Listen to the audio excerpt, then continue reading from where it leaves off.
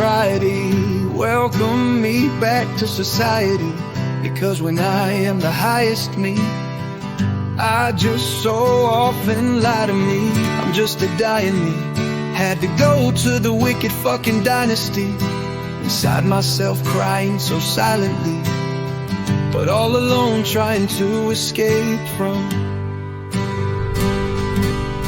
I and me try to be people living violently, as you and I can see. I'm glad these wackos did not just start rioting. I haven't gotten wasted in many days, but have been just disgraced in so many ways. From jail to the streets, the hell I had to meet, there is no bail, just me. Cause the system wants us all to pay the highest fucking fee, but who really cares about all of the past trauma? My truck couldn't last through all the gas drama. Luckily in jail I got to grow, even if it haunts me until the end of the show. But nowadays anything is really possible. I'm not gonna get high no matter the obstacle. Every day was a holiday, but always falling way down to where the ballers play. But now let's make a few dollars save, because I'm back to being sharp and smart and scholarly. Now I'm finally past my wild days. Don't wanna be where the people with no smiles play. Time to forget them, cause I'm no longer sick. I'm back to being someone that employers like to pick. Hopefully no matter how much I motherfucking tick. Every day was a holiday, but always falling way down to where the ballers play.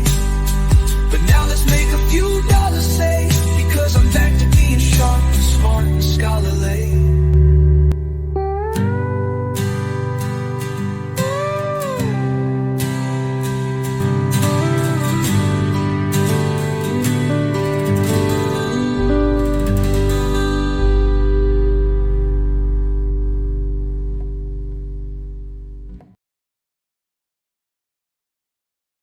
Welcome to the Deep Dive. Today, we're really getting into something intense. It's a journey into sobriety, into transformation, all seen through this incredibly raw, personal text you've shared with us. This isn't, theory. It's someone's life, their struggle, their growth laid bare. Right. So our mission here is to kind of unpack that, look at the language, the feelings, and see what key insights we can pull from this really profound human experience. Yeah, absolutely. And it kicks off with such a powerful line, doesn't it? Sobriety, welcome me back to society. That's right, yeah. It tells you right there, this is huge. It's not just about, not using anymore. It's about finding your place again, belonging. And then immediately you get this stark contrast. Yeah. This internal war. The source talks about the highest me, lying, feeling like a dying me, stuck in this, what was the phrase? This wicked fucking dynasty inside. Wow, yeah. That specific phrase, wicked fucking dynasty. It's not just saying I felt bad. It paints this picture of something like oppressive inside you, almost inherited, inescapable. A dynasty, right? Controlling you from within. Like being a prisoner in your own head. Exactly. And that line reinforces it. All alone, trying to escape from I and me. That's deep isolation. Absolutely. And that internal hell, well, it wasn't just internal, was it? No, it spilled out. The text mentions being disgraced in so many ways. Talks about jail, the streets, the hell I had to meet. Facing the system, too. Feeling like it wants us all to pay the highest fucking fee. There's real anger there, maybe resentment. Yeah. But then, what's fascinating is how it pivots. Right after describing all that hell, it sort of brushes it off. But who really cares about all of the past trauma? That line jumps out, doesn't it? For anyone familiar with recovery, it feels complicated. Is it real dismissal? Or is it like a necessary strategy to look ahead? That's the question. And it gets even more interesting because right after that dismissal... It credits jail time. Luckily in jail, I got to grow. Exactly. So the past trauma, it just sort of waved away. Now it's presented as the very thing that allowed for growth. It suggests this really complex view of the past. Like at the absolute bottom, the trauma, it might actually be needed. Yeah. A forced pause to, grow. It highlights that paradox, definitely. Sometimes the absolute worst experiences, the things that, as the text says later, haunt me until the end of the show, Yeah. those are the things that actually create the space for change. But the haunting part shows it's not, neatly packaged and put away. It lingers. And that leads into this huge shift the text describes. The past was chaotic, right?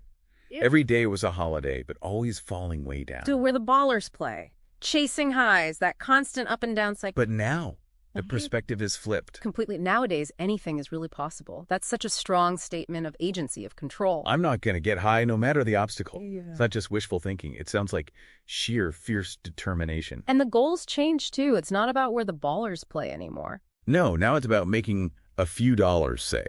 Why? Because I'm back to being sharp and smart and scholarly. That specific wording, sharp, smart, scholar, it's not just about getting stable or getting a job, is it? It feels deeper. Like recovery isn't just about stopping the substance. It's about reclaiming your mind, your intellect that addiction damages. A much deeper kind of reintegration than just fitting back in externally. Right. It's leaving behind the wild days the people with no smiles play. And stating it clearly, I am no longer sick. The aim now. Yeah. To be someone that employers like to pick. Stability, intellect, contributing that seems to be the path back to society described here. So if we pull back, what does this journey laid out in the source really show us? Well, we see this arc, don't we? From being trapped, this dying me in chaos and ruin, both inside and out, to reaching a place of real determination, reclaimed mind, solid future goals. The change is stark. It's a powerful testament to transformation for sure. Yeah. But it doesn't tie everything up with a neat bow, does it? No, not quite. That mention of the past still haunting.